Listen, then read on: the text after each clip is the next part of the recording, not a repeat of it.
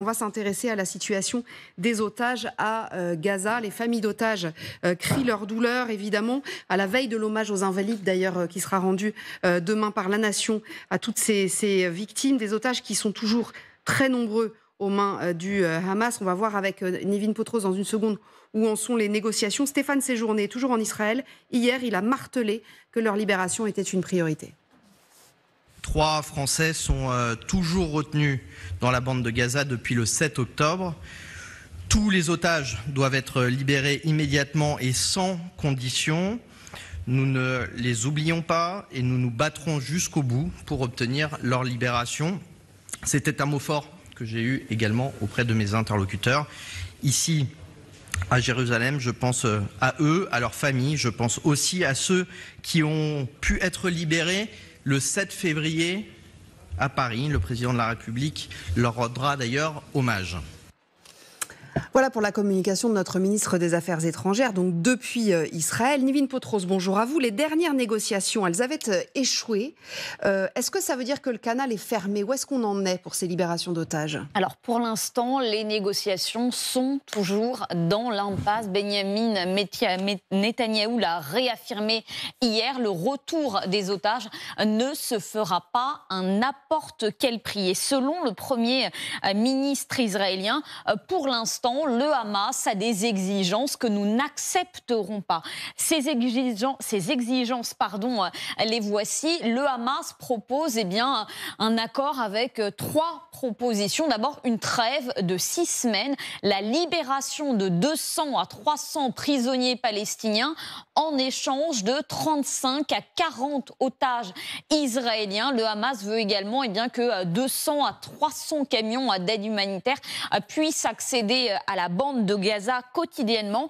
Hors de question pour les Israéliens. Les conditions qui entourent la libération des otages devront être similaires à celles qui figurent dans le précédent accord. Voilà ce qu'a affirmé Benjamin Netanyahou. Et parmi les points qui bloquent les désaccords entre Israël et le Hamas, il y a notamment le ratio, même si ce mot n'est pas très heureux, avec un otage israélien libéré pour 5 à 6 prisonniers dans la proposition actuelle du Hamas. Or, en novembre, ce ratio était d'un otage israélien pour 3 prisonniers palestiniens. Mais surtout, le Premier ministre israélien ne souhaite pas une trêve aussi longue, une trêve de plusieurs semaines qui pourrait en fait ouvrir un débat plus global sur un cessez-le-feu total. Or, Benjamin Netanyahou ne cesse de le répéter. Il veut tout simplement anéantir le Hamas. La victoire absolue est essentielle car elle garantit la sécurité d'Israël. Une victoire totale portera un coup fatal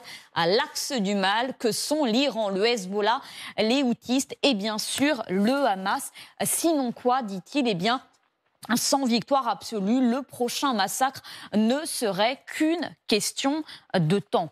Alors c'est un jusqu'au boutisme, Nevin, qui divise la société israélienne, alors que donc les proches des otages, ce que je disais tout à l'heure, continuent à manifester quasi quotidiennement. Exactement, des images qui contrastent notamment avec l'un des derniers sondages publiés. C'était à la fin du mois de janvier, puisque 52% des Israéliens, une majorité donc, se disent contre un échange à grande échelle de prisonniers palestiniens contre les otages qui sont encore retenus à Gaza. Et pour rappel, justement, selon les autorités israéliennes, ils sont encore 132 otages détenus dans la bande de Gaza. Parmi eux, 27 ont été déclarés morts par l'armée. Et dans ces 132 otages, toujours donc en captivité, il y a 3 Français. Stéphane Séjourné le disait à l'instant. Il y a notamment Youad Alamomik, dont le fils Eitan avait été libéré à la fin du mois de novembre. Il y a également Ofer Calderon. Lui aussi, ses 2 enfants avaient été libérés, Erez et Sahar. Et enfin, dernier Français retenu par le Hamas, Orion Hernandez Radou, un jeune de 32 ans qui avait été kidnappé lors du festival Tribe of Nova. Merci beaucoup, Nevin. Et on est sans nouvelles d'eux. Effectivement, Claire Cambier, vous êtes avec nous en direct depuis Israël. On évoquait tout à l'heure ce sentiment en Israël au sujet de ces négociations, ou en tout cas de ce qu'on aimerait obtenir pour obtenir la libération des otages. Elle est divisée, la société israélienne, à ce sujet-là ? Oui, exactement. Nivid en parlait avec ce sondage. On sent vraiment qu'après 4 mois de guerre, il n'y a plus d'unité sur la marche à suivre. On voit vraiment qu'il y a deux camps qui se font face aujourd'hui. D'un côté, ceux qui estiment qu'il faut un cessez-le-feu. Et parmi eux, on compte évidemment une majorité de familles d'otages. Au-delà de la situation humanitaire, ils estiment que c'est la seule solution pour ramener ces captifs vivants. Il y en aurait plus de 130 aujourd'hui. Mais Nivid évoquait le chiffre d'une trentaine de personnes mortes. Selon les dernières informations du renseignement, il serait même à 50 personnes. Il y aurait même 50 personnes qui auraient été déjà tuées dans la bande de Gaza. Il faut donc vraiment agir vite. Cela fait quasiment 3 mois et demi que l'opération terrestre a été lancée et pour le moment, l'armée israélienne n'a pas réussi à sauver des otages, si ce n'est une personne, une femme soldat. C'était fin octobre dans le nord de la bande de Gaza. La trêve en novembre a elle permis d'en libérer 105 et il n'y a pas une semaine ici sans qu'il n'y ait une manifestation sur ce sujet. Alors en face, on voit qu'il y a un autre camp. Eux estiment qu'il faut aller jusqu'au bout, que la priorité ce ne sont plus les otages mais d'éradiquer le Hamas. On sent vraiment qu'il y a une radicalisation ici avec ce massacre de 7 octobre. Deux camps donc du coup très différents, très opposés et cela pose finalement la question au-delà de ce cessez-le-feu de l'évolution politique du pays après la guerre. Oui, évidemment, on va s'en parler d'ailleurs. Merci beaucoup Claire Cambier avec Thibaut Bruck pour les images, donc en direct de Tel Aviv. L'évolution politique, on va en parler dans un petit quart d'heure. D'abord, je voudrais qu'on s'intéresse vraiment au sort des otages. Claire, elle le dit très bien, Catherine. Quand Nivid nous dit « Benyamin Netanyahou ne cesse de le marteler, il veut anéantir le Hamas », oui. Enfin, les otages, ils n'ont trouvé personne, si ce n'est cette soldate sur laquelle ils sont tombés a priori un peu par hasard, d'après ce qu'on comprend.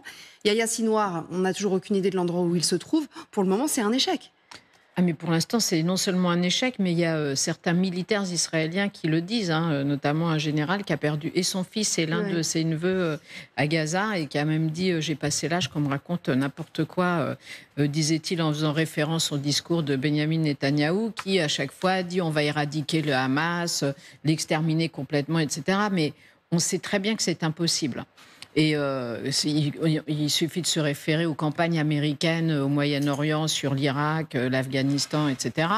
Vous ne pouvez pas éradiquer un mouvement islamiste, enfin idéologisé à ce point-là, bien évidemment.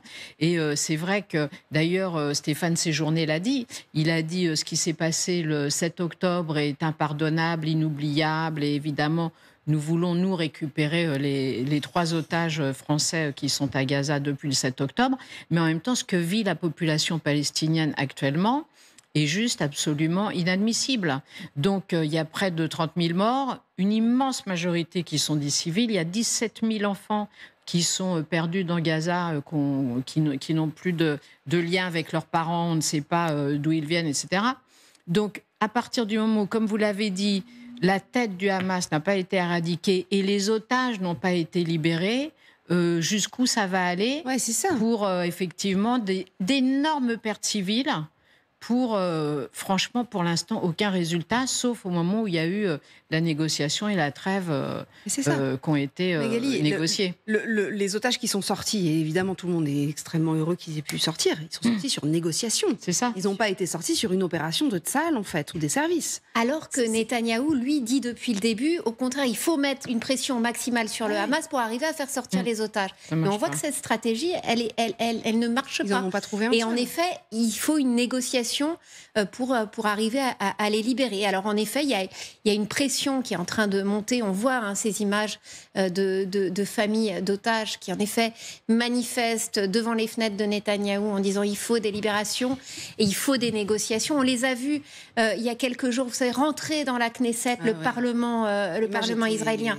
Furieux de voir les députés continuer de gérer les affaires courantes alors que leurs proches sont toujours enfermés dans cette bande de Gaza. Donc il y a une très forte pression intérieure et puis il faut y ajouter en effet la pression extérieure, la pression diplomatique. Alors ça, et là on voit aussi qu'il y a une volonté de pousser à cette trêve pour arriver à faire sortir certains. Ça, on va y revenir parce que c'est vrai que Margot Perry, notamment, qui a travaillé pour cette émission, a beaucoup travaillé pour justement reprendre toutes les prises de parole des Occidentaux. Vous allez voir, mais vous verrez ça tout à l'heure après une petite pause. Juste une question pour vous, Général.